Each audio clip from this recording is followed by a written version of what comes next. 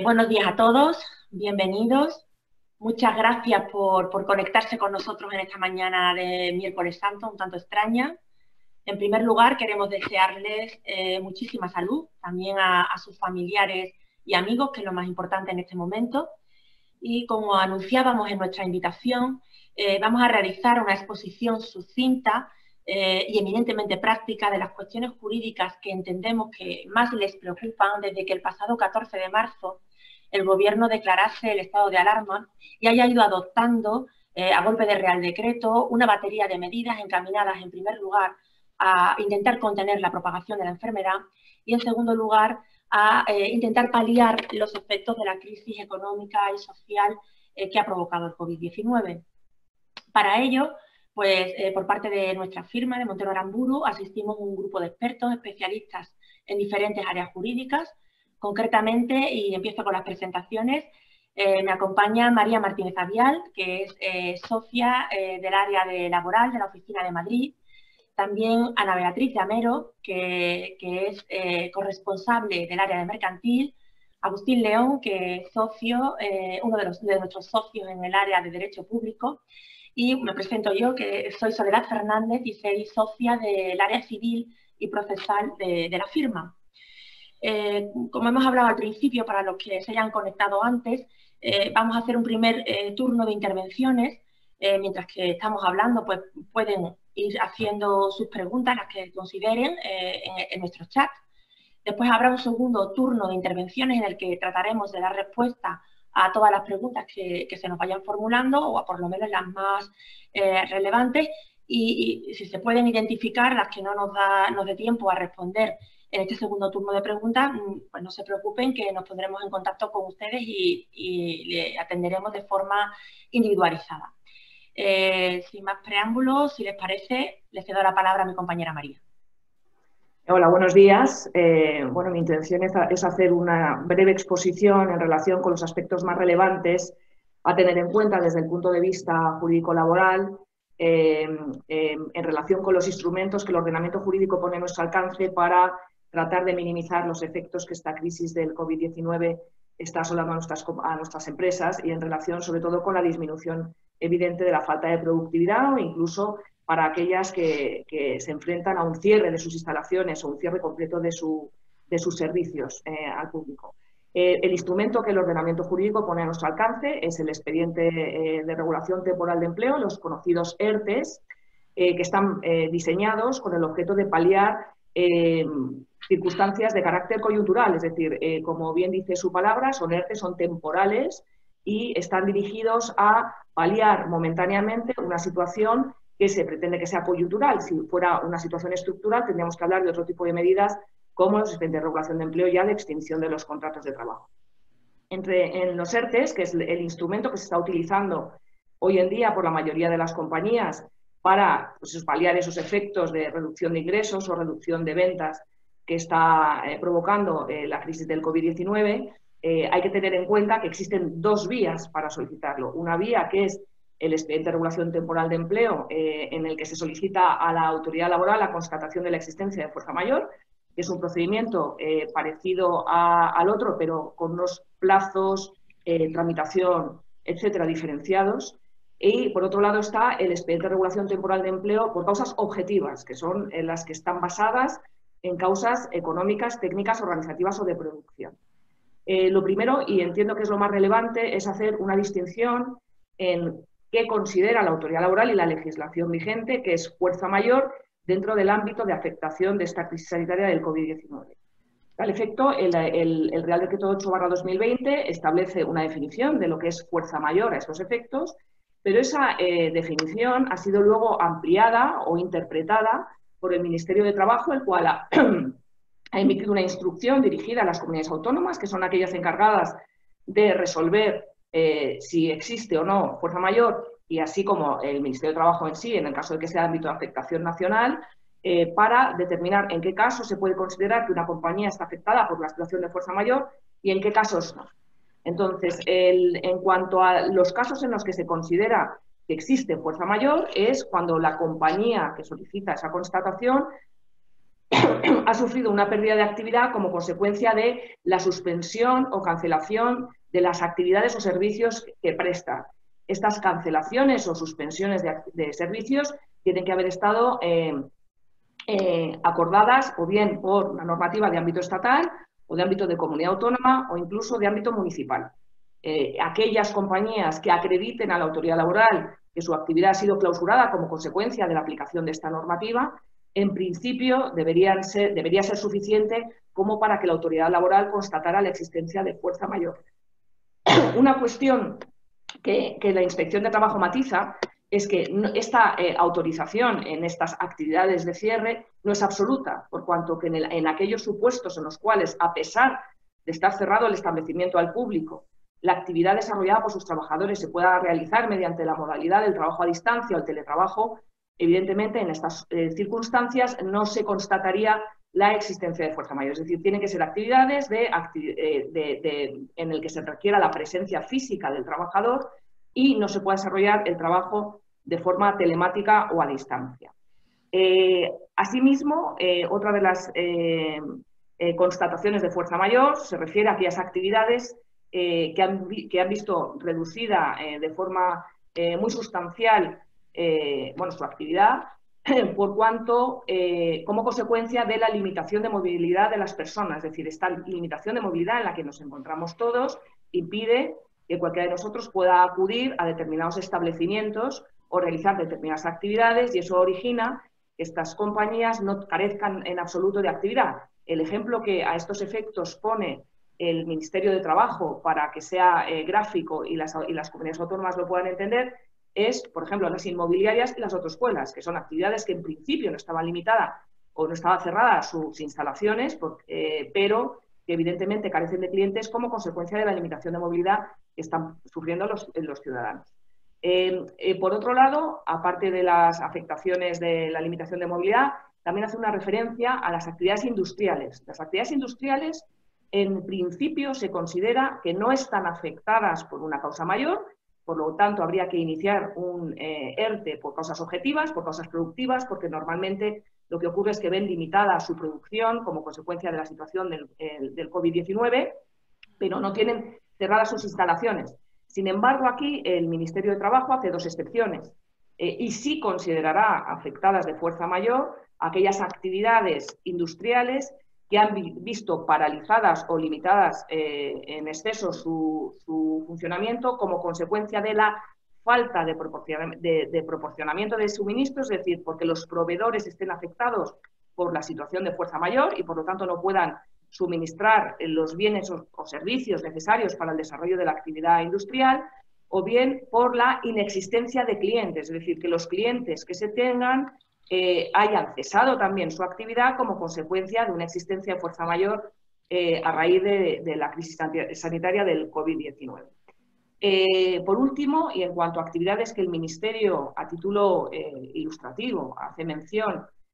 como afectadas por una situación de fuerza mayor, son aquellas contratas o subcontratas de bienes o servicios que prestan estos para compañías que han visto afectada su actividad como consecuencia de la existencia de fuerza mayor. El ejemplo más gráfico es en los colegios, por ejemplo, el transporte escolar o el comedor escolar. Estas compañías están solicitando expedientes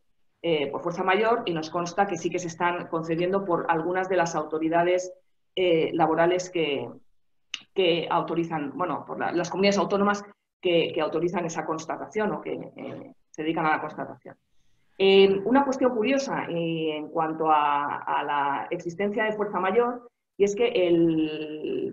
además no sabemos muy bien cómo se atajará o cómo lo interpretarán en el futuro, en las instrucciones estas que ha emitido el Ministerio de Trabajo a efectos de la constatación o no de existencia mayor, hay una cuestión con carácter previo que pone de manifiesto, y es que tiene que existir, o la compañía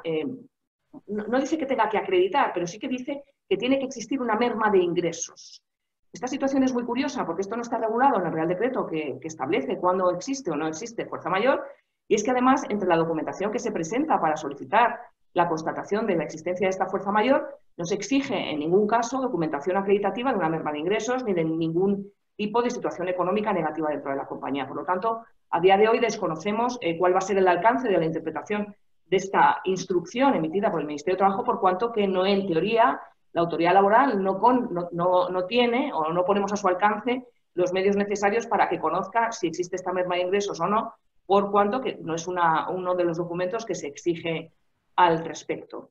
Luego, por supuesto, no se constatará la existencia de fuerza mayor en aquellas actividades que se han considerado como de carácter esencial, con independencia de que hayan sufrido una merma en su productividad o en la venta de sus productos o servicios. En esos casos se considera que habría que ir al ERTE por causas objetivas. Una vez sentada la diferencia que consideramos que es básica a la hora de determinar el camino a seguir por las compañías para solicitar bien la suspensión o bien la reducción de la jornada y salario de sus trabajadores, vamos a hacer un esfuerzo de síntesis en cuanto a las diferencias que existen entre uno y otro procedimiento, resaltando de forma lo más rápida posible aquellas inconvenientes que nos hemos encontrado a la hora de la tramitación de estos ERTEs. En cuanto a las diferencias que existen en un ERTE de fuerza mayor y de causas objetivas, la primera de ellas es la intervención de la autoridad laboral. ¿En qué consiste la intervención de la autoridad laboral? En una y en otra.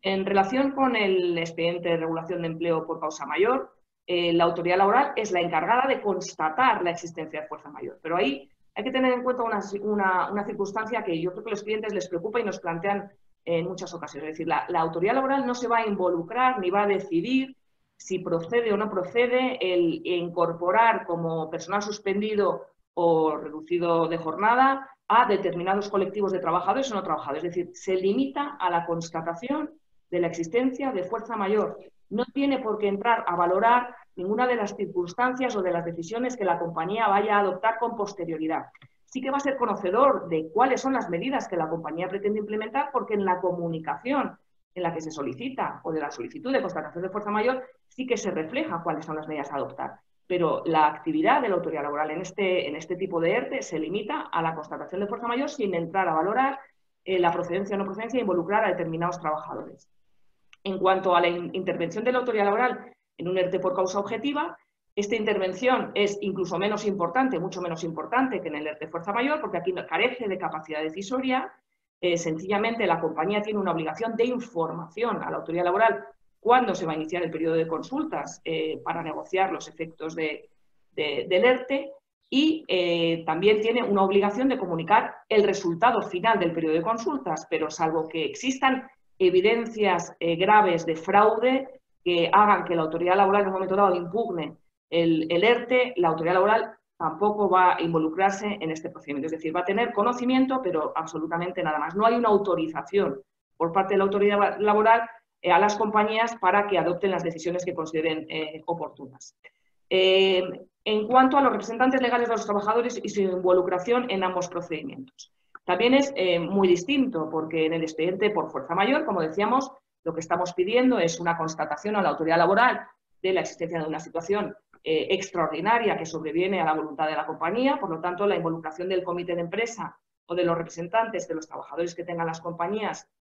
en este tipo de ERTE es meramente informativa. La compañía tiene la obligación de comunicar al inicio su intención de solicitar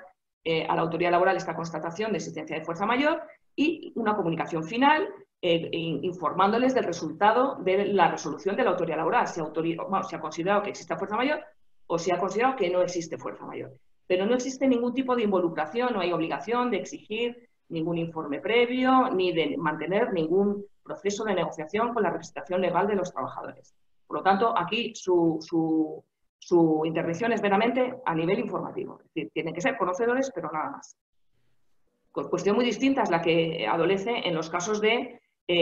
causas objetivas. Existe una involucración directa en la negociación, en un periodo de consultas, en el que se tiene que involucrar la representación legal de los trabajadores, en el caso de que exista. Si no existe representación legal de los trabajadores, se involucran los sindicatos más representativos del sector de actividad de la compañía, y en ese periodo de negociación sí que tiene una actuación mucho más relevante, porque normalmente lo que suelen solicitar es una extensión del periodo, o no, una limitación, perdón, del periodo de la suspensión o la reducción de jornada, en muchas ocasiones pedir complementos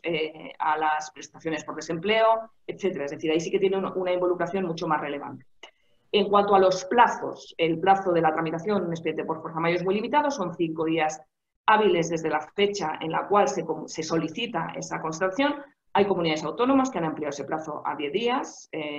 y, por lo tanto, el periodo se ha extendido. Y en las causas objetivas, los plazos se extienden por cuanto que hay un plazo de 5 días, en primer lugar, para la constitución de la comisión negociadora y luego hay un periodo de negociación máximo de 7 días. Por lo tanto, es un periodo más largo. Los efectos de una y otra. Los efectos de la fuerza mayor son retroactivos desde la fecha en la que se produce la situación de fuerza mayor y su duración se limitará a la duración del estado de alarma y sus posibles prórrogas. Es decir, tiene un periodo limitado de duración. En cuanto al objetivo, el expediente objetivo es el inicio de los efectos, tendrá que ser una vez finalizado el periodo de consultas, no puede comenzar, no tiene efectos retroactivos, y la finalización es la que las partes pacten.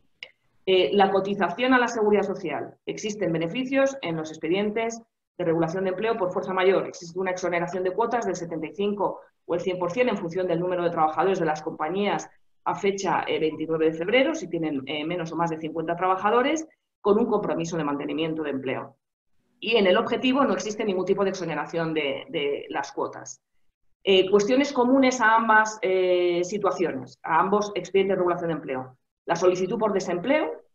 la realiza la compañía de forma colectiva en nombre de los trabajadores. A tal efecto tiene que hacer una declaración responsable que ha obtenido la autorización de los trabajadores para solicitar las prestaciones de desempleo, lo cual nos dificulta extremadamente aquellas compañías que tienen muchísimos trabajadores involucrados, porque en principio hay que obtener una autorización por su parte para presentarlo y en el caso de que no lo presente la empresa, el trabajador se queda sin cobrar la prestación por desempleo.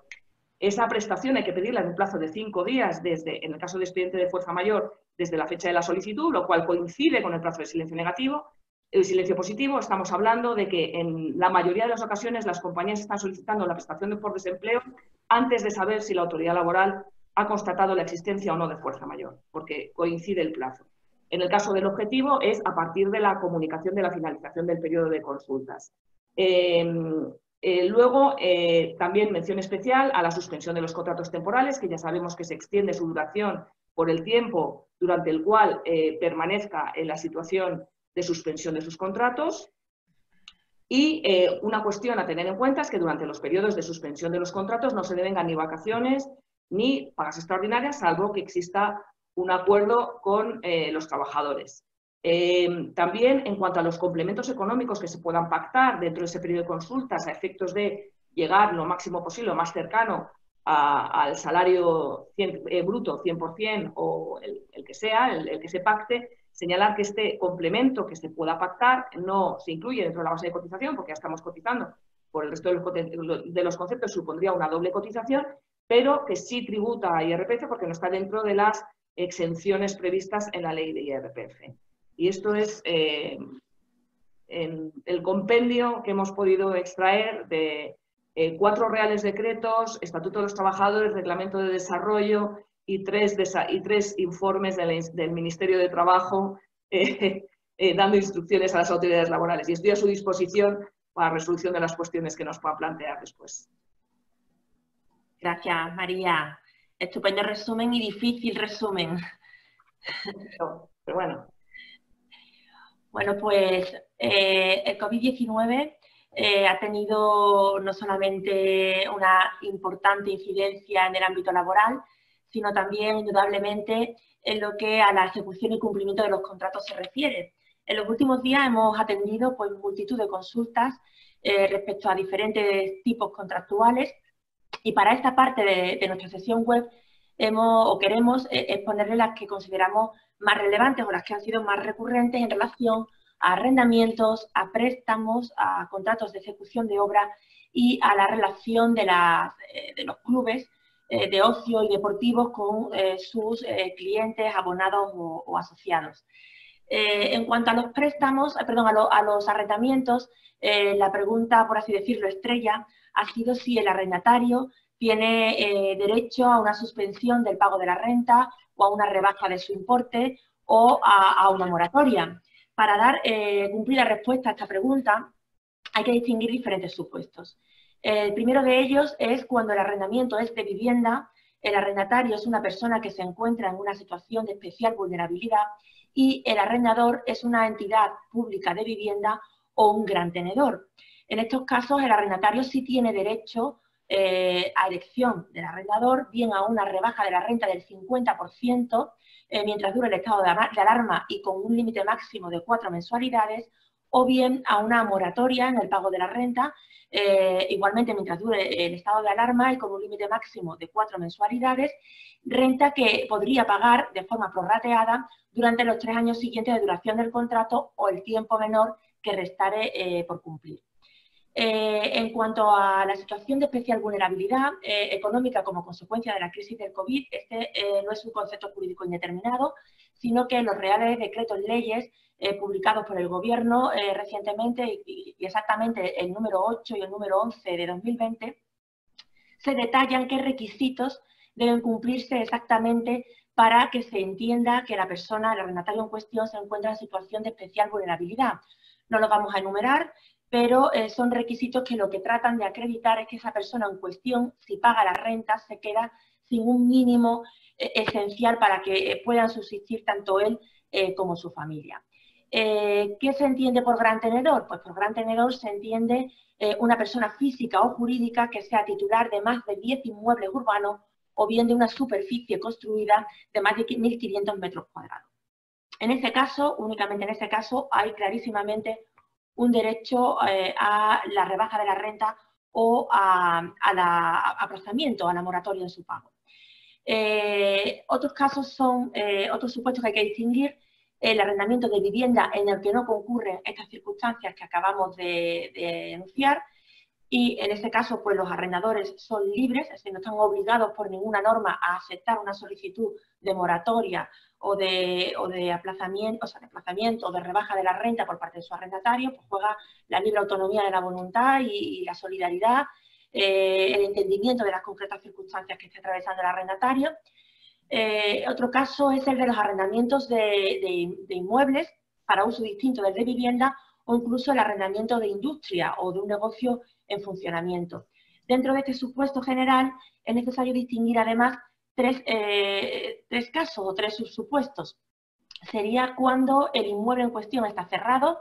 por ejemplo en el caso de los hoteles, de los establecimientos de hostelería, cuando el inmueble no está cerrado pero tiene un uso menor por parte del arrendatario, bien porque haya implementado el teletrabajo para proteger la salud de sus trabajadores y la salud pública en general,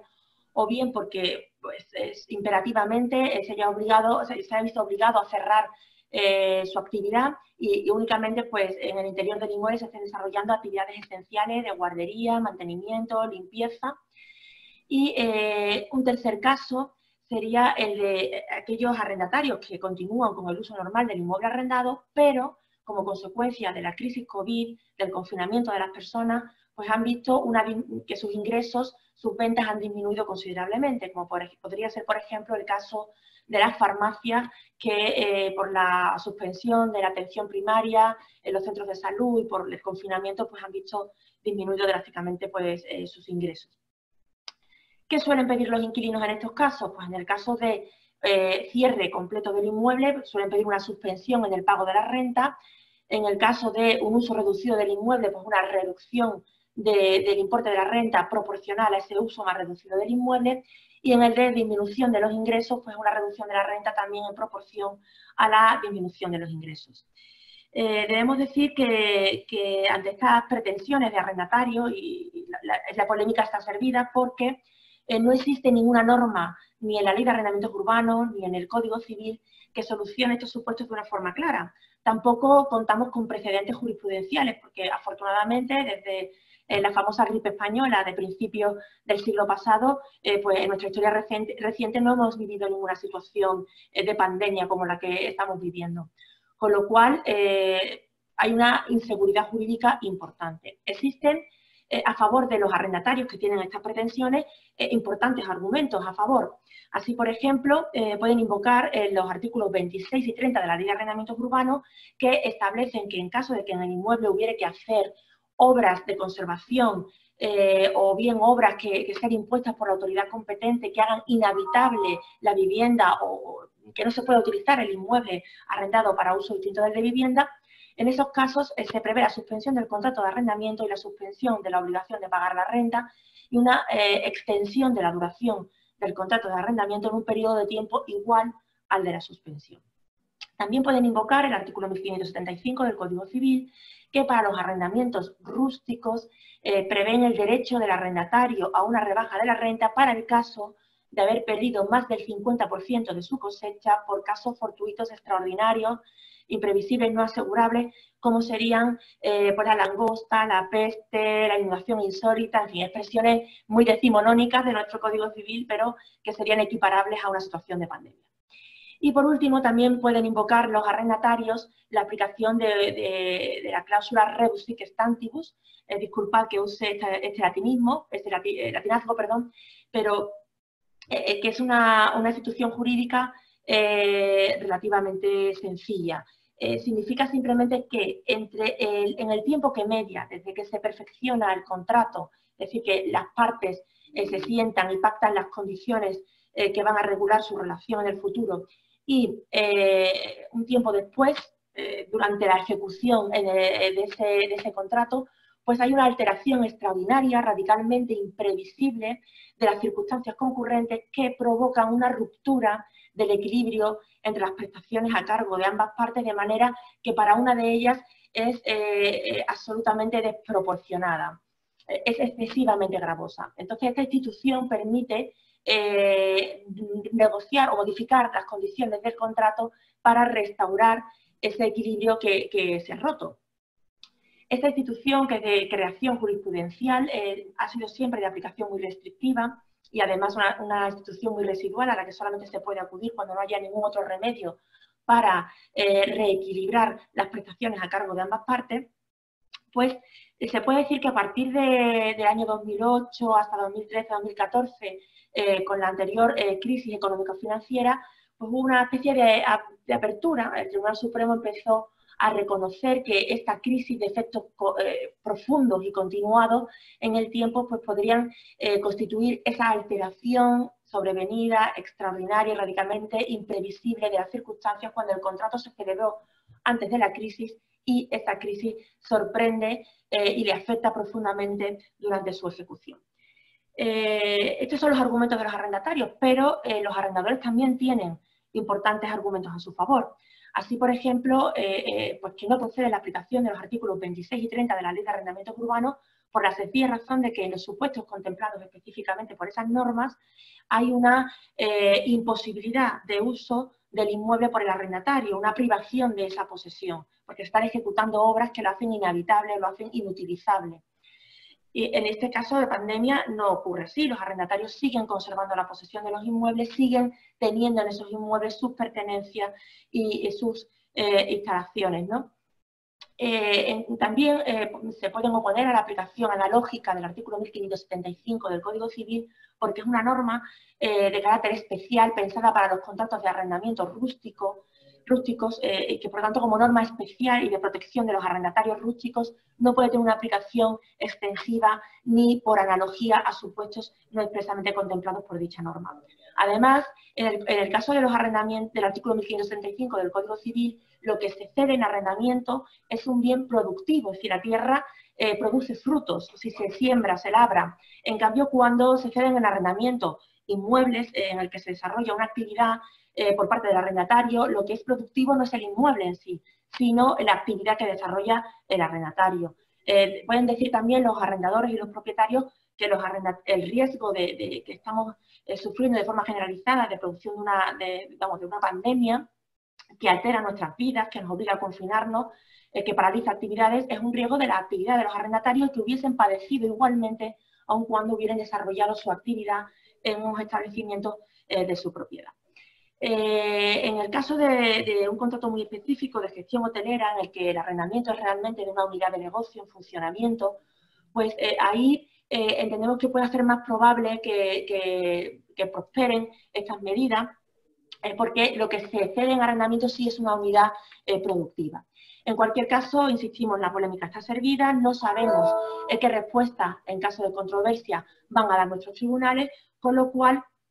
es muy importante buscar asesoramiento jurídico experto, hacer una revisión del contrato para ver si las partes han regulado las consecuencias jurídicas del acaecimiento de sucesos como los que estamos viviendo, porque en ese caso habría que estar esas concretas consecuencias jurídicas, siempre que no se opongan a las leyes imperativas, a la moral o al orden público, que son los límites que tenemos todos en la autonomía de nuestra voluntad. Y, por supuesto, pues intentar de buena fe una negociación y alcanzar alguna solución amistosa, razonable para ambas partes y que evite controversias futuras absolutamente inciertas. En cuanto a otra figura jurídica en la que se han suscitado también cuestiones recurrentemente y de cierta relevancia es la de los préstamos. Concretamente nos han preguntado si podemos dejar de pagar, o tenemos derecho a dejar de pagar las cuotas de los préstamos como consecuencia de esta crisis COVID y de la pandemia, que se considera una causa de fuerza mayor. Bueno, pues también hay que distinguir supuestos. El Gobierno, mediante los reales decretos leyes que ha ido publicando, pues establece una serie de medidas de protección de las personas que se encuentran en una situación de especial vulnerabilidad, que cumplan los requisitos económicos tasados en estas normas y así lo acrediten, incluso con una declaración responsable, para posteriormente exigir daños y perjuicios en los casos de fraude. Y entre estas medidas está una moratoria en los préstamos hipotecarios sobre la vivienda habitual o bien sobre el establecimiento en el que se desarrolla la actividad profesional o empresarial, o bien sobre una vivienda en situación de alquiler cuando no se han percibido rentas durante el estado de alarma y durante un mes posterior a dicho estado de alarma. También en otros préstamos no hipotecarios con carácter general. Pues bien, estas personas tienen derecho a una moratoria, siempre que el prestamista sea una entidad de crédito, pueden solicitarla y la entidad financiera está obligada a concederla. Una moratoria de 3 meses, prorrogable por acuerdo del Consejo de Ministros, y durante esos 3 meses pues no tienen por qué pagar las cuotas del préstamo hipotecario, además no se devengan intereses ni remuneratorios ni moratorios, y la entidad financiera no puede declarar el vencimiento anticipado del préstamo y exigir su reintegro en la totalidad. En el resto de préstamos, pues no hay un derecho reconocido a pedir una moratoria, lo que no significa que con total transparencia y honestidad podamos dirigirnos a las entidades financieras, exponerles nuestra situación y solicitar refinanciaciones, moratorias o cualquier otras condiciones que nos permitan pues, salir adelante de las difíciles circunstancias y atender esos préstamos. Si queremos hacer hincapié en una cuestión, porque se ha generado mucha confusión. Es verdad que la pandemia que vivimos puede considerarse una causa de fuerza mayor, es decir, una situación imprevisible y además o previsible pero inevitable o irresistible. Pero esa fuerza mayor produce una consecuencia jurídica cierta, que es que nos libera de la responsabilidad por los daños y perjuicios que pudiéramos ocasionar con nuestro incumplimiento. En el caso de los préstamos, pues una situación de tensión, de tesorería, de iliquidez por la abrupta paralización de nuestra actividad, pues podría justificar el que no se pudiesen atender puntualmente las cuotas de los préstamos y que no se devengaran intereses moratorios. Pero en ningún caso nos va a liberar de la obligación de pagar esas cuotas. Los préstamos hay que devolverlos. Tampoco puede alegarse para no devolver las cantidades prestadas, pues la cláusula rebus sic stantibus, ni para negociar las condiciones de los préstamos. Entendemos que esta cláusula, a la que nos hemos referido con anterioridad, está prevista para los contratos recíprocos, inalasmáticos, bueno, en términos más llanos, contratos en los que se generan obligaciones a cargo de cada una de las partes y que además la obligación de una de las partes es la contraprestación o contrapartida de la prestación a cargo de la otra parte, y pues existe un equilibrio económico entre ellas, en términos económicos entre ellas. En los contratos de préstamo, la entidad prestamista entrega un capital y es el prestatario el único que tiene la obligación de devolver la cantidad prestada. Es un contrato que genera obligaciones para una de las partes. Entonces entendemos que no procedería la aplicación, por tanto, de la rebus sic stantibus para renegociar las condiciones de los préstamos. Sí, es importante que las empresas revisen sus contratos de préstamo y comprueben esas obligaciones que se imponen, aparte de la obligación esencial de devolver las cantidades prestadas, las cuotas y los intereses remuneratorios. Esos son los llamados covenants, es decir, obligaciones de mantener determinados niveles de liquidez, determinado nivel de endeudamiento, no ofrecer otras garantías a otros posibles acreedores. ¿Por qué? Porque esta situación de crisis nos puede llevar irremediablemente a tener que incumplir esos covenants, y entonces hay que estar muy vigilantes si hay que hacer algún tipo de comunicación a la entidad financiera, porque entendemos que estas circunstancias de fuerza mayor sí podrían cortocircuitar una eventual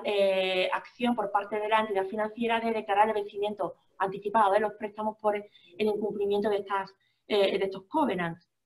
Entendemos además que las entidades financieras serán flexibles porque son las principales interesadas en que esta debacle económica pues no sea tal, y que pues, los operadores, sus clientes, pues se mantengan y puedan devolver los préstamos.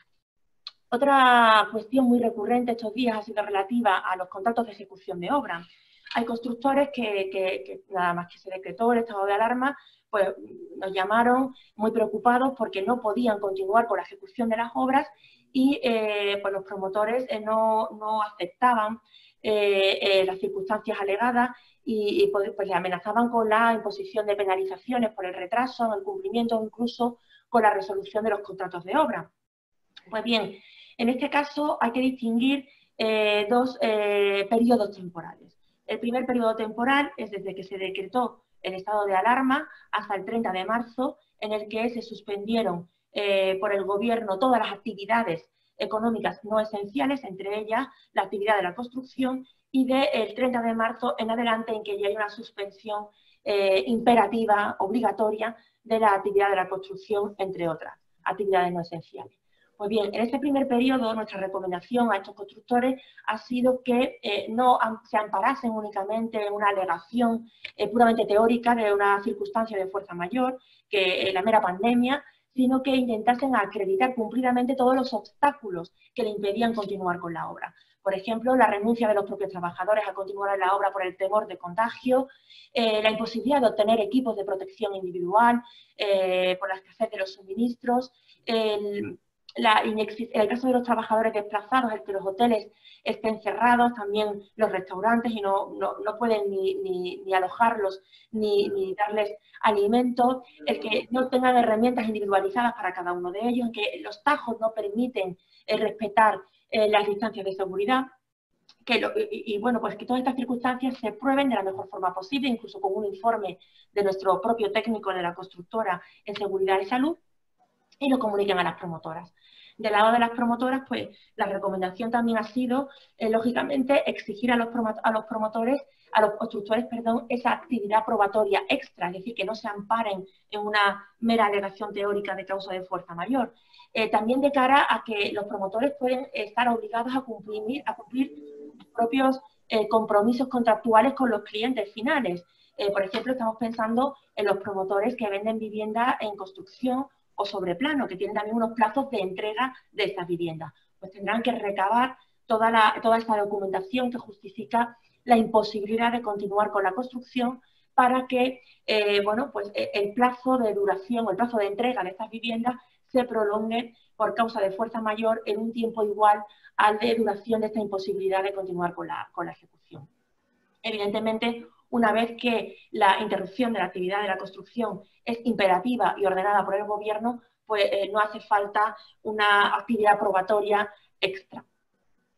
En cuanto, finalmente, por hacer un compendio de las cuestiones más relevantes, también hemos recibido muchísimas consultas en cuanto a la relación de los clubes deportivos y de ocio con sus clientes. Concretamente, pues nos trasladaban la preocupación de si podían seguir girando sus cuotas. A este respecto, la respuesta no es sencilla, porque hay que distinguir diferentes situaciones. En primer lugar,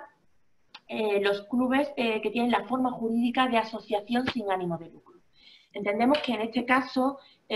pueden seguir girando las cuotas de pertenencia a la asociación, es decir, no estamos ante la prestación de un servicio por parte de la asociación y la recepción de este servicio por los asociados que pagan en justa contraprestación una cuota. No es el caso, la cuota paga o retribuye la pertenencia a la asociación. Es una cantidad que se entrega desinteresadamente para conseguir un proyecto común, un fin colectivo, social. Entonces, entendemos que se pueden seguir girando estas cuotas. Ahora bien, no se podrían seguir girando las cuotas relativas a actividades o servicios extras que se prestasen a los asociados, clases de tenis, de yoga, cualquier otro tipo de actividad o de servicio extraordinario. Igual respuesta entendemos que procede en los casos de las sociedades, los clubes que tienen forma de sociedad mercantil, pero en la que los socios son efectivamente socios o accionistas mercantilmente hablando, es decir, son titulares de una acción o de una participación que lleva aparejada como prestación accesoria el abono de unas cuotas de mantenimiento mínimas de mantenimiento de las instalaciones del club. Evidentemente, cada caso es diferente, hay que ver los estatutos, si se prevé expresamente la situación de pandemia, pero con carácter general y haciendo hincapié en que es necesario analizar caso por caso, entendemos que se podrían seguir girando esas cuotas, al igual que si hubiera que hacer alguna reparación extraordinaria, pues se podrían girar cuotas de la misma naturaleza, extraordinarias.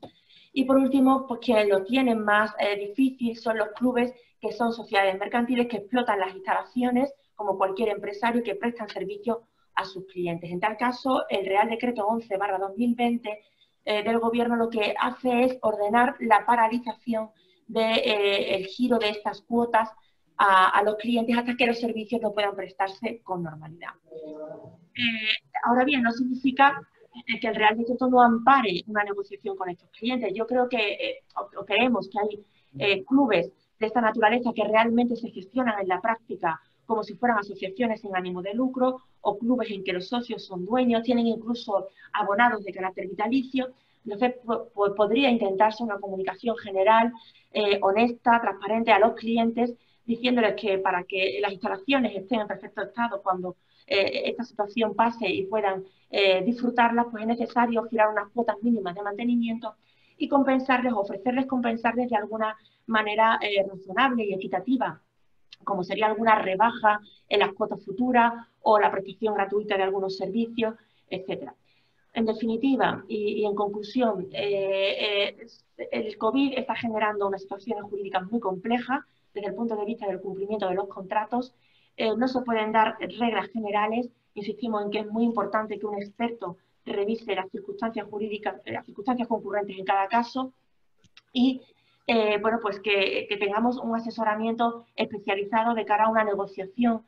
con la contraparte de buena fe para intentar lograr una solución amistosa, que es lo más recomendable, dado que las soluciones que vayan a dar nuestros tribunales en el futuro ante esta incertidumbre jurídica, pues son efectivamente pues, imposibles de predecir. Y quedamos a su disposición para lo que necesiten y sin más le doy la palabra a mi compañera Ana Beatriz. Muchísimas gracias, Soledad. Buenos días a todos. Voy a intentar centrarme, como ha comentado antes Soledad, en las medidas que, como consecuencia del estado de alarma, se han adoptado por el Gobierno y que afectan a las obligaciones en materia mercantil. Sobre todo teniendo en consideración que el último Real Decreto Ley, el 11/2020, ha venido a matizar y a complementar algunas de las medidas ya adoptadas en materia mercantil por el anterior Real Decreto Ley. En este sentido, intentando tratar de forma práctica y con la mayor sencillez posible este tipo de medidas, me voy a centrar en tres cuestiones que entiendo que son las más relevantes por la casuística y por las consultas que nos vienen llegando durante estos días. Esas tres cuestiones son básicamente cómo afectan estas medidas del Gobierno a la celebración de las reuniones de los órganos sociales de las entidades y de las compañías, en primer lugar. En segundo lugar, vamos a ver cómo estas medidas afectan a la obligación de formular y de aprobar las cuentas anuales. Y en último lugar, quería hacer una reflexión y compartir con todos vosotros las consecuencias que va a tener el COVID-19 y este estado de alarma sobre la solvencia patrimonial y la solvencia financiera de las entidades y que, por supuesto, pudiera generar, si no se actúa de forma correcta, una responsabilidad del órgano de administración. Empezando, como digo, por el tema de la celebración de los órganos sociales, las medidas adoptadas permiten que los órganos sociales, ya sean órganos de gobierno, es decir, consejos de administración, junta directiva en caso de asociaciones, consejos rectores en cooperativas, patronato en caso de fundaciones, así como juntas generales y asambleas generales, se puedan celebrar mediante medios telemáticos, tanto videoconferencia como conferencia telefónica múltiple. Con lo cual vamos a poder acudir en este tipo de reuniones de los órganos sociales a los medios telemáticos. Aquí hay una cuestión novedosa importante, y es que este tipo de medios telemáticos hasta entonces, hasta este último Real Decreto Ley, no se permitían respecto a las juntas generales y a las asambleas generales, y en cambio se ha ampliado a estas reuniones la posibilidad de utilizar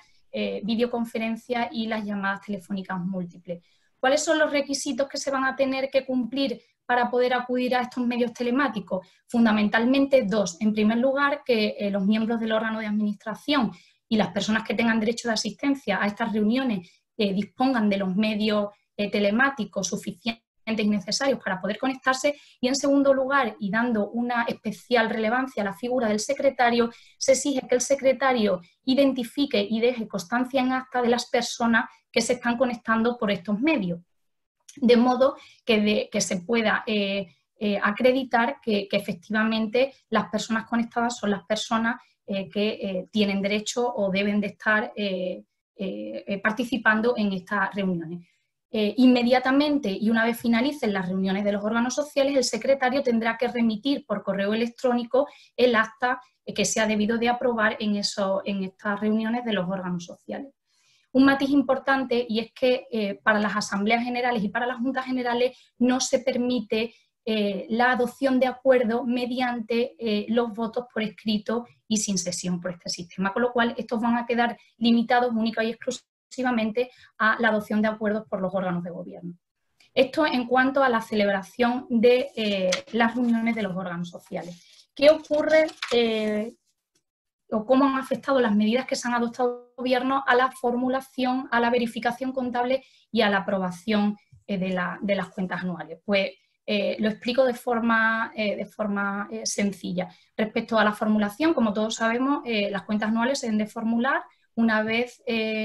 finalice el ejercicio social en el plazo de 3 meses. Lo que ha previsto la norma es que este plazo de 3 meses para la formulación se va a ampliar y vamos a contar con un plazo de 3 meses adicional para formular desde que se levante el estado de alarma. ¿Significa esto que durante el estado de alarma no vamos a poder formular las cuentas anuales? No, durante el estado de alarma también se va a poder formular las cuentas anuales, acudiendo además a la celebración de las reuniones por los medios telemáticos que he explicado anteriormente, pero no es obligatorio. Es decir, se podrá retrasar la formulación a que finalice el estado de alarma. ¿Qué ocurre con la verificación contable? La auditoría, ya sea voluntaria o ya sea una auditoría obligatoria. Pues bien, el plazo de 2 meses para hacer esa auditoría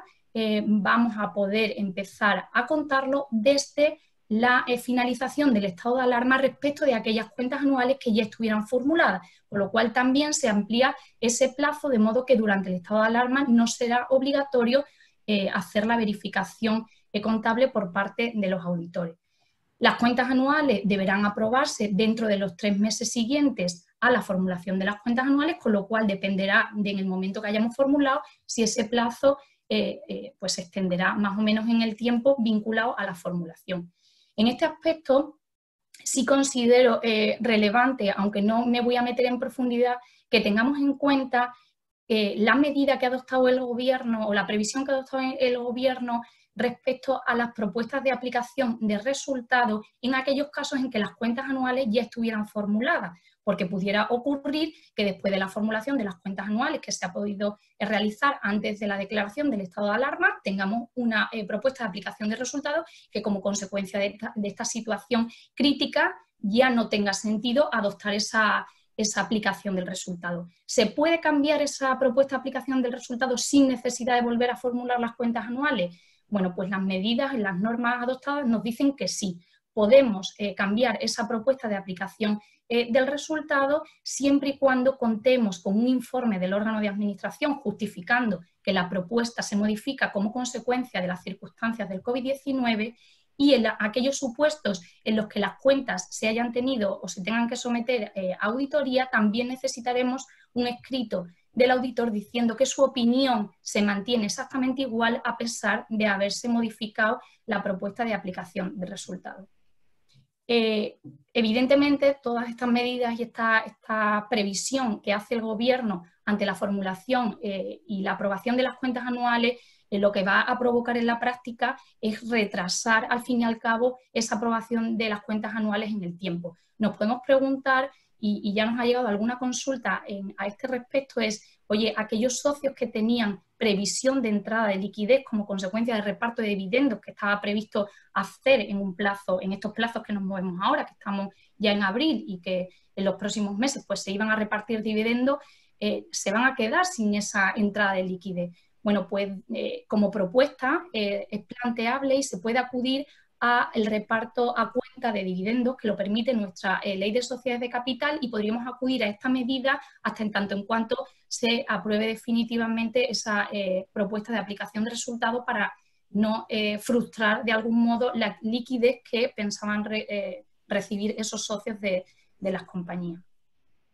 En último lugar, y como comentaba al inicio, me parece una cuestión especialmente relevante y que hay que estar muy pendiente, es cómo está afectando y va a afectar las consecuencias del COVID-19 a la solvencia patrimonial, a los fondos propios y a la solvencia financiera de nuestras compañías, porque evidentemente se está poniendo de manifiesto una bajada en la producción, una bajada en las ventas, los clientes están dejando de pagar o van a pagar más tarde. Todo eso va a afectar evidentemente a esa solvencia que comento en ambos ámbitos. Y aquí es especialmente importante que el órgano de administración esté atento a estas circunstancias para evitar cualquier tipo de responsabilidad del órgano de administración por aquellas obligaciones que puedan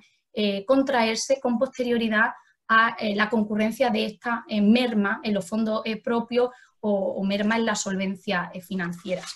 Desde un punto de vista del desbalance patrimonial y la insolvencia, voy a hacer una diferenciación muy rápida entre las dos situaciones, aunque todos las conocemos, para entender mejor cuál es la actuación que debe de llevar a cabo el órgano de administración en cada una de ellas. Como sabemos, el desbalance patrimonial va vinculado estrechamente con el activo y el pasivo, es decir, nos encontraremos en una situación de desbalance patrimonial cuando nuestro activo sea inferior al pasivo, de modo que cuando nuestro patrimonio neto esté por debajo de la mitad del capital social, la entidad incurrirá en una situación de causa de disolución. En estas circunstancias de causa de disolución, que fundamentalmente me refiero aquí a esa causa de disolución provocada por pérdidas en la compañía que reducen el patrimonio neto de la sociedad, el órgano de administración, en su deber de diligencia, debe de convocar la Junta General para que ésta remueva esa situación de insolvencia, ya sea mediante un aumento de capital, mediante una concesión de préstamo participativo, de una aportación de los socios a los fondos propios de la compañía, es decir, remueva esa situación de causa de disolución, o en su caso, si eso no fuera posible, que la Junta General acuerde la disolución de la compañía. Si el órgano de administración no adopta estas medidas, como sabéis, puede responder o responderá de aquellas obligaciones que se contraigan con posterioridad al acaecimiento de la causa de disolución. Bien, en el supuesto de la insolvencia, como sabéis, no va vinculada a la situación patrimonial, va vinculada única y exclusivamente a la situación de liquidez y de tesorería de la compañía, de modo que nos vamos a encontrar con una sociedad en una situación de insolvencia cuando la misma no pueda atender a sus obligaciones de forma generalizada. Por tanto, podemos tener una compañía con un activo superior a su pasivo, pero aún así estar en esas circunstancias de insolvencia porque no puede pagar a sus deudores. Esta situación de insolvencia, evidentemente, debe de ser, se debe confirmar en el tiempo y no ser únicamente coyuntural. Pues bien, en estos supuestos, como sabemos, el órgano de administración lo que debe de hacer es presentar el concurso, que para ello cuenta con un plazo de 2 meses desde que se puso de manifiesto la situación de insolvencia, y también cuenta con una opción que da el legislador en la ley concursal, que es lo que se conoce comúnmente como el preconcurso, la comunicación del 5 bis, que como sabéis lo que permite es que esa entidad pueda negociar con sus acreedores un acuerdo de refinanciación o en su caso, si esto no fuera posible, pues conseguir adhesiones a una propuesta anticipada de convenio. Si el órgano de administración, estando la sociedad en situación de insolvencia, no adoptara ninguna de estas medidas, va a encontrarse también en una circunstancia en la que el concurso futuro pudiera considerarse como culpable y responder desde el punto de vista patrimonial con su patrimonio personal. Pues bien, estos plazos, que son los plazos que ya conocíamos y que son aplicables a estas dos circunstancias, también se han venido a flexibilizar por las medidas adoptadas por el Gobierno en los reales decretos, leyes que, como decimos, fundamentalmente el 8 y el 11. Concretamente, las medidas van en la línea de que durante el estado de alarma, ese órgano de administración no se vea obligado a convocar la Junta para acordar la disolución de la compañía o para, como digo, remover la situación de insolvencia, y tampoco se vea obligada la compañía a solicitar la declaración del concurso durante el estado de alarma. ¿Qué es lo que ha propuesto el legislador en este sentido? Pues respecto a la situación de desbalance patrimonial de causa y disolución, lo que ocurre con el plazo de 2 meses para convocar la Junta General es que se suspende. Esto quiere decir que si la compañía se encontraba en causa y disolución antes de la declaración del estado de alarma, se va a suspender el plazo durante el estado de alarma y cuando se levante el estado de alarma va a reanudarse el plazo que restara de los 2 meses para convocar la Junta General. Evidentemente, si la causa de disolución se nos pone de manera más común, si este se alarga y, como digo, puedan suceder en la compañía determinadas circunstancias que impliquen que su patrimonio neto quede por debajo de la mitad del capital social, los 2 meses para convocar la Junta no van a iniciarse hasta finalizado el estado de alarma, es decir, una vez que se levante el mismo. Una cuestión que me gustaría trasladarlo por su relevancia es que el propio Real Decreto establece que en aquellos supuestos en el que la situación de causa y disolución se ponga de manifiesto durante el estado de alarma, las obligaciones que se contraigan durante ese periodo, el órgano de administración no va a tener que responder de ellas. Esto es una cuestión relevante y en la práctica puede dar bastante litigiosidad, porque ¿qué es lo que puede ocurrir? Que ese órgano de administración, ese administrador que tras el estado de alarma siga contrayendo obligaciones, a la hora de abonar las mismas, abone las obligaciones contraídas con posterioridad al estado de alarma, porque tiene la tranquilidad que aquellas obligaciones contraídas durante el estado de alarma no le van a repercutir directamente dentro de esa responsabilidad del órgano de administración. En segundo lugar, ¿qué ha pasado con las obligaciones relativas a la solicitud de concurso o al preconcurso?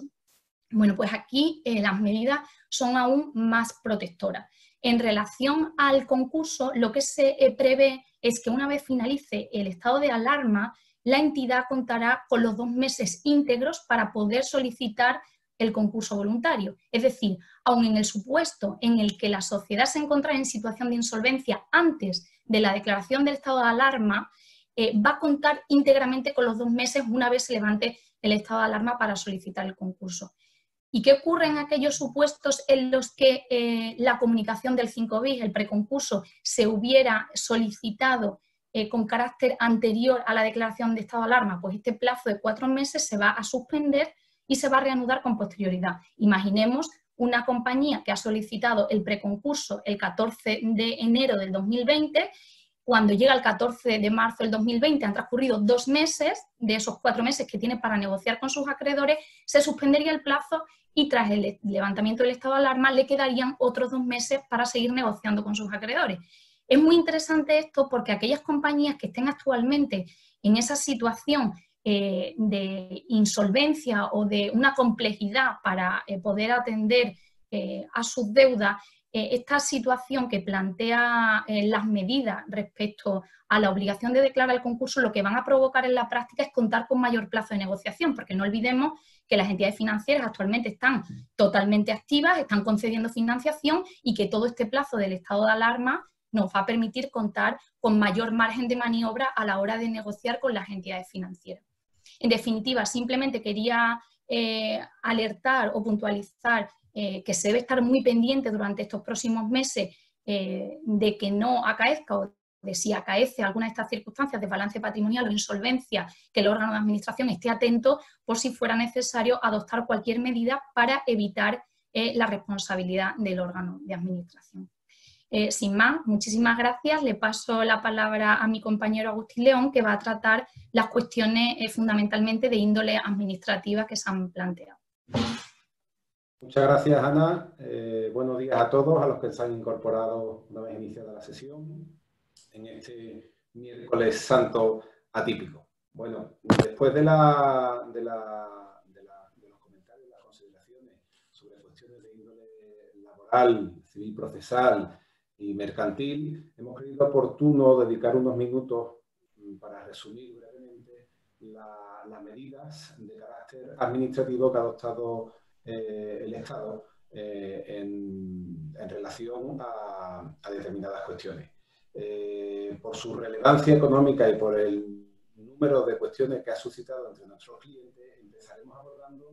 el régimen especial y temporal que ha establecido el Real Decreto 8/2020 sobre la suspensión de los contratos administrativos. Realmente es un régimen especial en la medida en que desplaza el régimen general establecido por el artículo 208 de la Ley de Contratos del Sector Público. ¿Cuál es el ámbito subjetivo de estas medidas? Pues todos los contratos del sector público. En el término más amplio del concepto, aunque la última modificación del régimen establecido en el artículo 34, que ha entrado en vigor recientemente, el 2 de abril, ha generado ciertas dudas sobre si... Disculpa que te interrumpa, pero es que no te estamos oyendo muy bien. Están también nuestros asistentes poniéndolo en el chat. Disculpadme, ¿me escucháis? Acercándote un poco más al monitor. ¿Me escucháis ahora mejor? Sí, ahora se te escucha muy bien. Disculpadme, voy a subir el volumen, a ver si así... Estaba hablando del ámbito subjetivo de este régimen especial de suspensión, de los efectos de la suspensión de los contratos y que era aplicable a todos los contratos del sector público, tanto los firmados por las administraciones públicas como aquellas otras entidades del sector público. Se han generado algunas dudas en la interpretación de las normativas sobre si resultarían estas medidas aplicables a los contratos suscritos por poderes adjudicadores, no administración pública, los conocidos como PANAP, pero habría que ver en cada caso concreto si estas medidas resultan efectivamente aplicables y habría que analizar el contrato que en cada caso se ha suscrito con los PANAP para ver si podemos nosotros pues, aplicar los efectos de la suspensión que prevén este artículo 34. En cuanto al ámbito objetivo de estas medidas, se aplica tanto a los contratos de suministro y servicio de tracto sucesivo como a los contratos de obra cuya ejecución se ha visto imposibilitada con ocasión de la pandemia o de las medidas adoptadas por la administración pública para paliar sus efectos. El procedimiento que establece este artículo 34, que ha sufrido, como he dicho, modificación y que es extensísimo, se inicia este procedimiento mediante una solicitud de suspensión por parte del contratista principal. Y esa solicitud, a pesar de que pueda entenderse que la suspensión es automática con ocasión de las suspensiones de las actividades y con ocasión de esta situación y de este estado de alarma, el legislador ha exigido a través del artículo 34 a todos los contratistas presentar una solicitud de suspensión. Y el órgano de contratación tendrá que resolverla en el plazo de 5 días, siendo el silencio, en este caso, negativo. La administración tiene, el órgano de contratación sigue teniendo la obligación, el deber de resolver expresamente esta solicitud, pero subrayamos que el silencio en este caso sería negativo. La solicitud debe reflejar, por un lado, las causas que imposibilitan total o parcialmente la ejecución del contrato, por otro lado, los equipos, la plantilla, el personal, los suministros que estaban afectos al contrato a la fecha en la que se declaró el estado de alarma, el 14 de marzo, Y por último, los motivos por los que no puede emplear esos medios personales y materiales a otro contrato. El efecto directo de la suspensión del contrato sería la indemnización de los daños y perjuicios que haya generado esta suspensión al contratista. ¿Cuándo presentaríamos esta solicitud? Pues una vez se levante el estado de alarma una vez haya desaparecido la situación que ha generado esta declaración de estado de alarma. En cuanto a las partidas que pueden engrosar o pueden ser indemnizadas por los daños y perjuicios que haya causado la suspensión, pues por un lado estarían los gastos salariales, en los que haya incurrido el contratista principal respecto a la plantilla de la que de la entidad depende, o se tiene que haber una relación laboral, de modo que la Abogacía del Estado ha exceptuado aquellos gastos salariales en los que hayan incurrido los subcontratistas con sus empleados. Por lo tanto, nos ceñimos y acotamos esa partida indemnizatoria a los gastos salariales del contratista principal, y también, con ocasión de la última modificación, se incluyen también los costes de seguridad social. Por otro lado, los costes vinculados que soporta el contratista durante el periodo de suspensión en el mantenimiento de la garantía definitiva. Además, también los costes de alquileres y costes de mantenimiento de la maquinaria, teniendo que acreditar que esos medios materiales no han sido posible destinarlos emplearlos a otro contrato durante el periodo de suspensión. También las pólizas, el coste que ha soportado con ocasión de las pólizas de seguro que haya previsto como obligatoria el pliego. En esos casos tendríamos que presentar, una vez se levante el estado de alarma y una vez sea comunicada por parte del órgano contratante que sea levantada la suspensión, tendríamos que presentar esa solicitud de indemnización, esa reclamación de daños y perjuicios. En el caso del contrato de obra, las partidas son similares, si bien en cuanto a los gastos salariales, estos tienen que estar referidos al convenio colectivo del sector de la construcción, el aprobado para el periodo 2017-2021, y también se incorporarán el complemento por discapacidad, las gratificaciones extraordinarias y la retribución de vacaciones. Y además, en estos contratos de obra cuya ejecución se vea imposibilitada, la indemnización se verá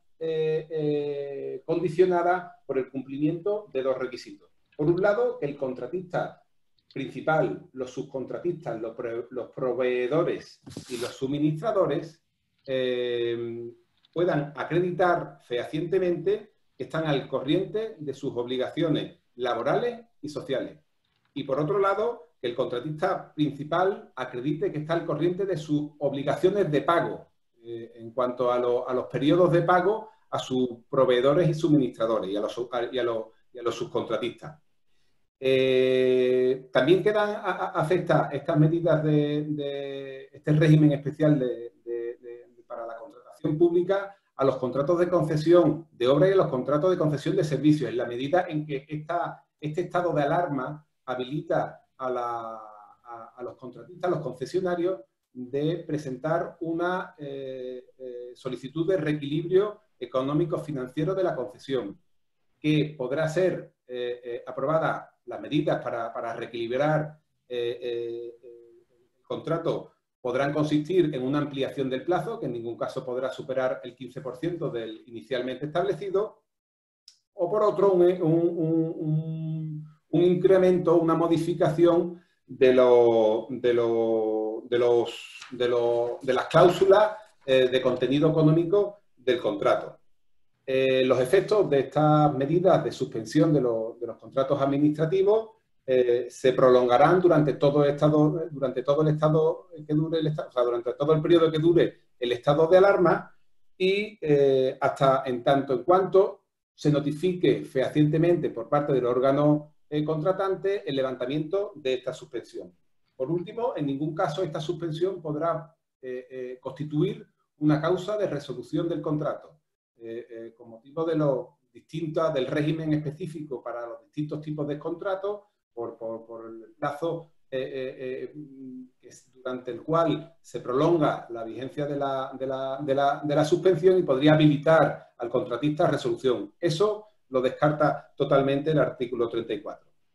En relación, en el ámbito de Andalucía, la Junta ha aprobado un decreto ley, el 3/2020, lo aprobó el 16 de marzo,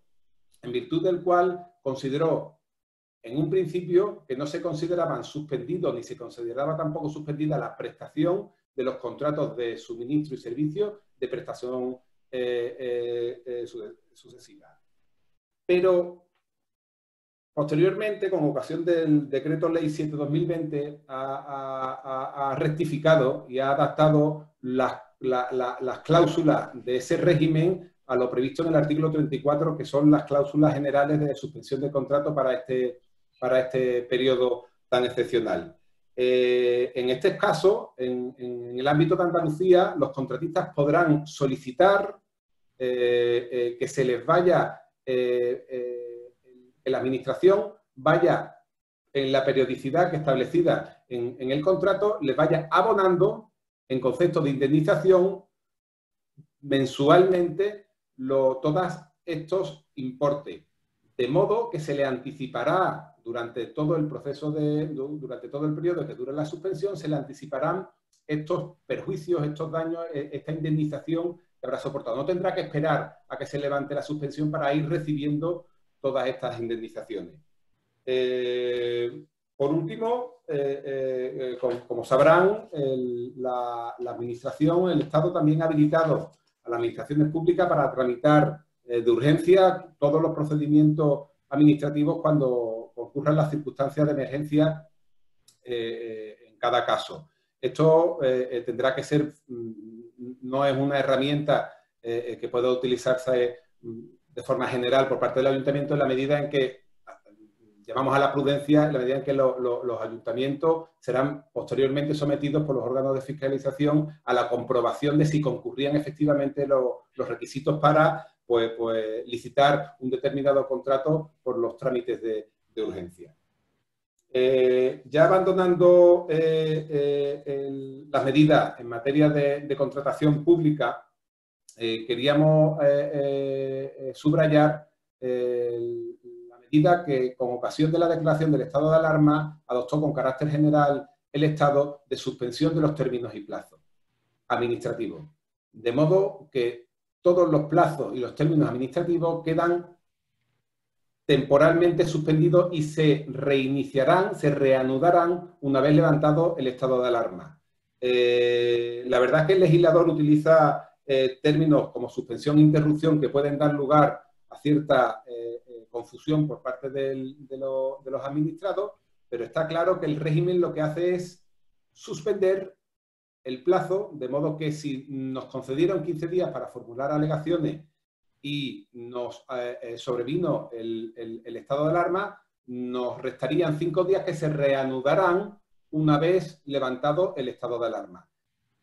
Si recibimos cualquier tipo de notificación concediéndonos un plazo durante el estado de alarma, el primer día del plazo, el cómputo se iniciará una vez levantado el estado de alarma. Y en circunstancias especiales y excepcionales, el interesado podrá solicitar a la Administración que no se le aplique esta suspensión y que continúe la tramitación del procedimiento administrativo en aquellos supuestos en los que se puedan provocar efectos desfavorables o graves para el administrado. Esta suspensión de plazo y la reanudación posterior tiene una excepción que ha incorporado posteriormente, recientemente, el Real Decreto Ley 11/2020 para los recursos administrativos frente a resoluciones que puedan concluir con efectos desfavorables o de gravamen. En estos casos, el plazo para interponer el recurso administrativo, ya sea de reposición o de alzada, se reiniciará, nos concederán un mes más, un mes desde el momento en que se levantan el estado de alarma. Por tanto, tengamos seguridad que para interponer un recurso de reposición contra una resolución sancionadora, pues dispondremos íntegramente del plazo una vez se levante este estado de alarma. Y todo ello se establece sin perjuicio de la eficacia del acto, en la medida en que si el administrado, el interesado, considera que el acto que ha sido ya resuelto y que quiere impugnar y tiene la intención de interponer recurso administrativo, quiere suspender la ejecución de ese acto, se vería obligado a interponer el correspondiente recurso. Por último, quería hacer mención al régimen general de suspensión de plazos de caducidad y prescripción que estableció el Real Decreto 463/2020 que declaró el estado de alarma. Desde la óptica del administrado quedaría así suspendida, por tanto, por ejemplo, la prescripción de acciones como una reclamación de cantidad o como una reclamación de responsabilidad frente a la administración, pero también quedarían suspendidos la caducidad de, por ejemplo, los procedimientos sancionadores y también la prescripción de derechos o de derechos o de acciones de la administración. Pensemos en el derecho de la administración o la potestad de la administración para ejercer medidas de protección de la legalidad urbanística o la prescripción del derecho de la administración para, por ejemplo, solicitar el reintegro de subvenciones. Y por último, una breve referencia al ámbito de las subvenciones y ayudas públicas, en la medida en que, con motivo también del último Real Decreto Ley 11/2020, que entró en vigor el 2 de abril,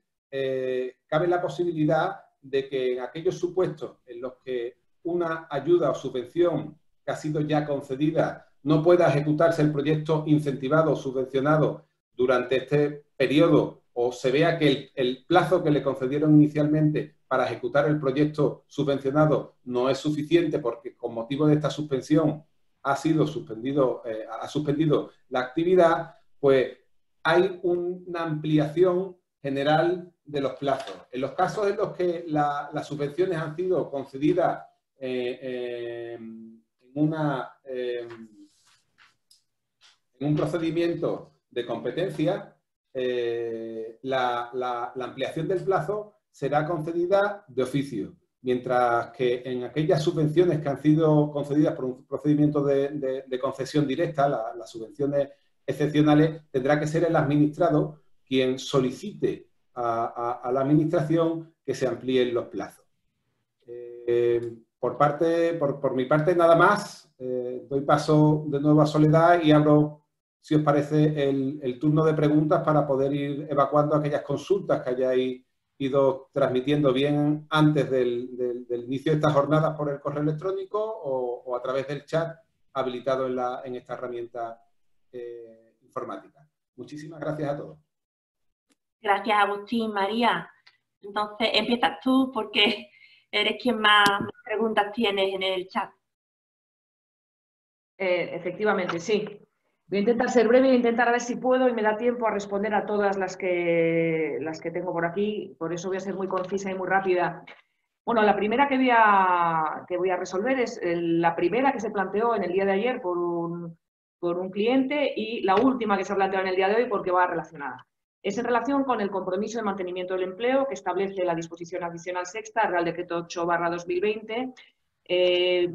en aquellos supuestos en los cuales se haya aprobado un expediente de regulación de empleo por fuerza mayor y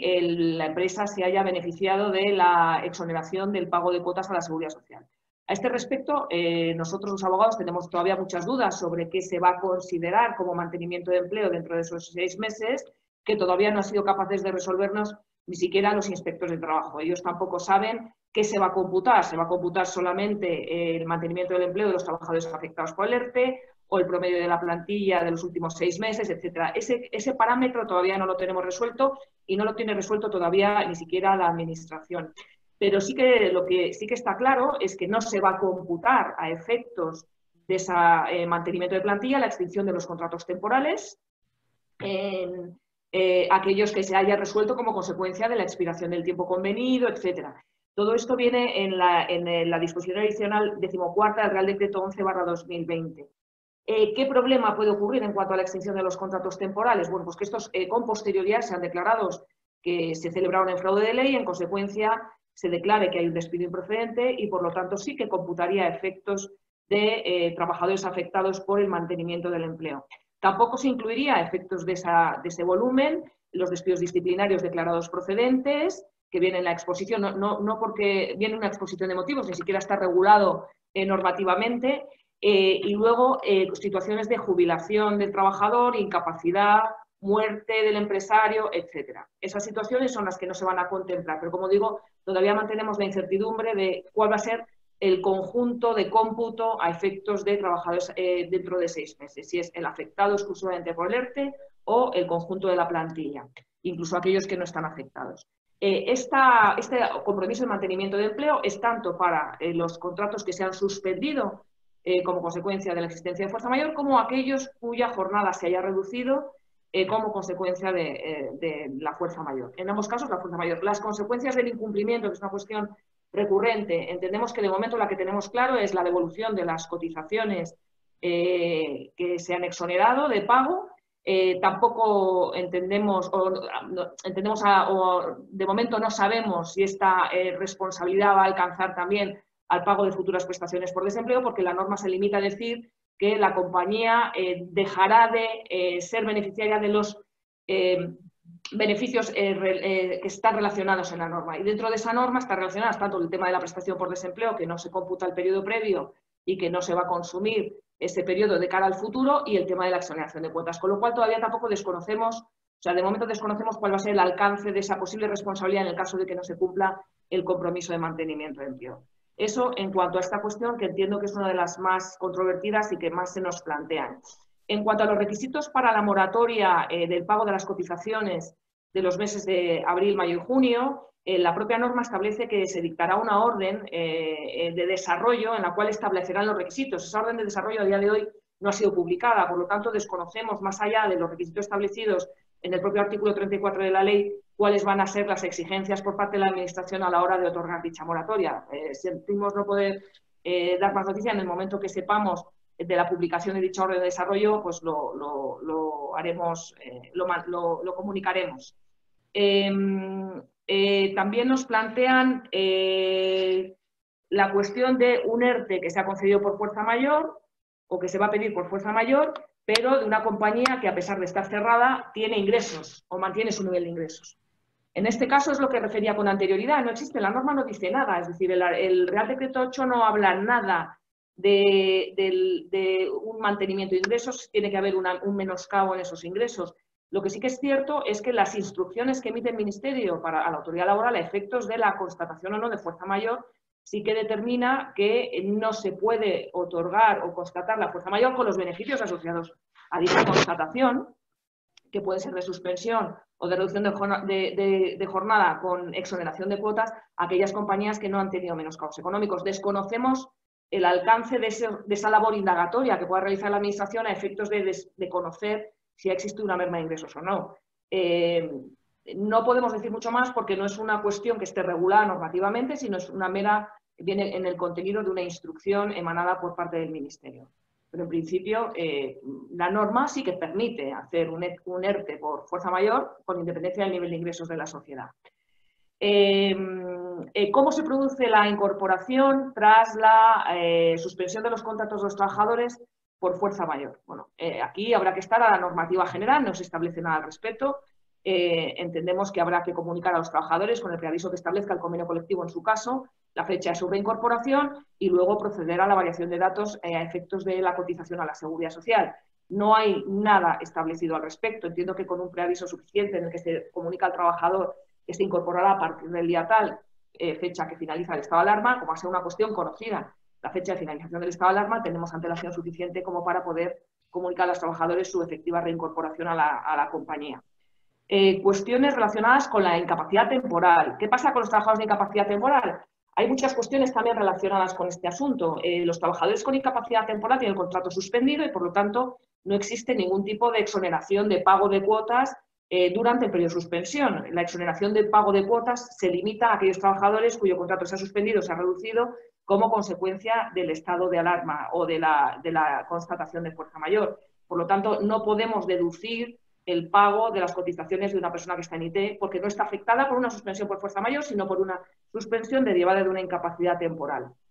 Lo mismo ocurre en los casos de maternidad, paternidad, etcétera. Es decir, en la medida en la que no esté suspendido su contrato por fuerza mayor, no existe exoneración del pago de las cuotas. Se puede revisar el ERTE por fuerza mayor, efectivamente. La norma lo establece así, es decir, se puede, una vez que se ha constatado la existencia de fuerza mayor, la autoridad laboral, en el caso de que detecte indicios de fraude para la obtención indebida de prestaciones o haya falsedades o incorrecciones en la información proporcionada, puede proceder a la revisión de la constatación de fuerza mayor.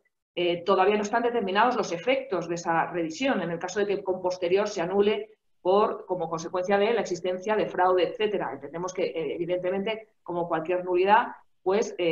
pondrá la situación al estado anterior y habrá que devolver las cuotas, prestaciones de desempleo, etcétera, etcétera, pagar salarios a trabajadores, etcétera.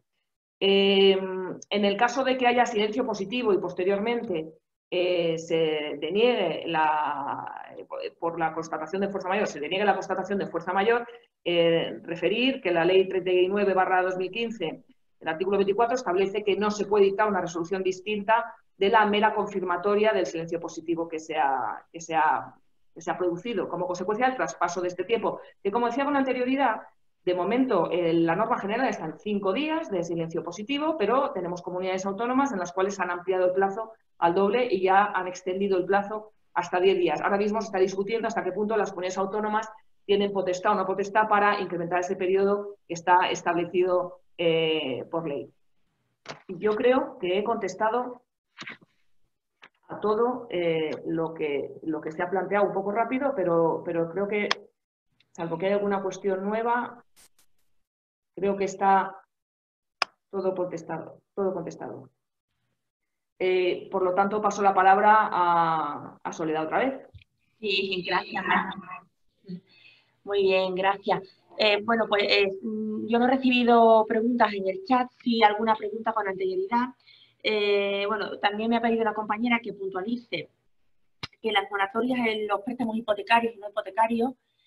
solo están previstas para personas físicas que se encuentren en situación de especial vulnerabilidad económica, en ningún caso para personas jurídicas. Pero dos cuestiones que sí me han trasladado por anterioridad, dos dudas, son relativas al concepto de gran tenedor. Es decir, el gran tenedor, dice el Real Decreto 11/2020, que simplemente es una persona que tiene o que es titular de más de 10 inmuebles. Y claro, me preguntan titular, pero propietario, usufructuario, la norma no distingue, con lo cual yo entiendo que por titular hay que entender el que tiene un derecho real que le permite disfrutar o tener los frutos del arrendamiento de ese inmueble. En el caso de que seamos nudo propietario, entiendo que esa titularidad no debe computar, porque el nudo propietario no tiene la posesión del inmueble ni la posibilidad de cederlo en arrendamiento y percibir las rentas. Quien tiene esa posibilidad es el usufructuario. Y otra cuestión es que si es necesario que esos 10 inmuebles estén cedidos en arrendamiento, o si puede ser que solamente tengan cedidos en arrendamiento 2 de ellos. El Real Decreto, la verdad es que tampoco distingue. Habla de la titularidad de 10 inmuebles urbanos, excluidos garajes y trasteros. Por lo cual, en principio, entiendo que no se debe distinguir, pero parecería que lo razonable es que se tuvieran 10 inmuebles cedidos en arrendamiento. Pero, insisto, el Real Decreto no distingue y a falta de alguna aclaración posterior, pues habrá que estar a su tenor literal y entender que basta con esa titularidad de 10 inmuebles, aun cuando no sean todos viviendas y no estén cedidos todos en arrendamiento. Nada más, y te doy la palabra a mi compañera Ana. Ana, tienes que quitar el... Disculpa. Una duda que han planteado y resuelvo rápidamente. Preguntan que qué responsabilidad puede asumir el administrador si durante el estado de alarma no puede pagar a los acreedores. Relacionado con lo que he comentado antes, durante el estado de alarma se suspenden todos los plazos, como hemos dicho, para solicitar el concurso o, en su caso, para convocar la Junta General para que trate la causa de disolución. Concretamente, la pregunta va dirigida a si esa compañía que no puede pagar a sus acreedores durante el estado de alarma, ese órgano de administración que no puede pagar las deudas, ¿qué tiene que hacer, ¿no? Para evitar esa responsabilidad? En primer lugar, aclarar que para que estemos en situación de insolvencia y que, consecuentemente, tengamos que presentar el concurso o el preconcurso, la imposibilidad de pagar a los acreedores no puede ser meramente coyuntural. Quiero decir que si esa imposibilidad dura 2 o 3 meses y después preveemos que se va a poder afrontar las deudas, no estaríamos obligados a presentar el concurso, con lo cual la insolvencia sí que tiene que ser definitiva, es decir, que durante un periodo largo o relativamente largo se constate que no se puede hacer frente a esas obligaciones. Para evitar la responsabilidad del órgano de administración, como decía antes, hay que estar muy atentos a que una vez finalice el estado de alarma y que se reanudan esos plazos para solicitar el concurso o el preconcurso, si se constata esa situación de insolvencia, efectivamente se planteen alguna de estas dos medidas. ¿Qué ocurriría si ese órgano de administración no hace nada y no presenta el preconcurso o el preconcurso? Pues ahí sí que hay una responsabilidad o puede existir una responsabilidad clara del órgano de administración dentro en este supuesto de lo que es el escenario concursal, donde se determinará si el concurso ha sido fortuito o culpable, y en el caso que sea culpable y que esta conducta del administrador haya podido provocar un daño a los acreedores, ese administrador sí que tiene un riesgo importante de tener que responder de parte de las deudas de la compañía. Hasta aquí la única pregunta que hay en este ámbito y ya finalizamos pasando la palabra a Agustín. Muchas gracias, Ana. He consultado ahora las preguntas que han sido formuladas por los asistentes y no hay ninguna del ámbito administrativo. No obstante, quedamos a plena disposición para aclarar cualquier cuestión que tras esta intervención o una lectura detenida de las medidas pueda suscitar a los clientes. Estamos a plena disposición para ello. Por mi parte, nada más que añadir. Además de agradeceros a todos la asistencia y la atención que habéis prestado. Pues nada, muchas gracias a todos y gracias por conectarse con nosotros y nos vemos pronto. Saludos.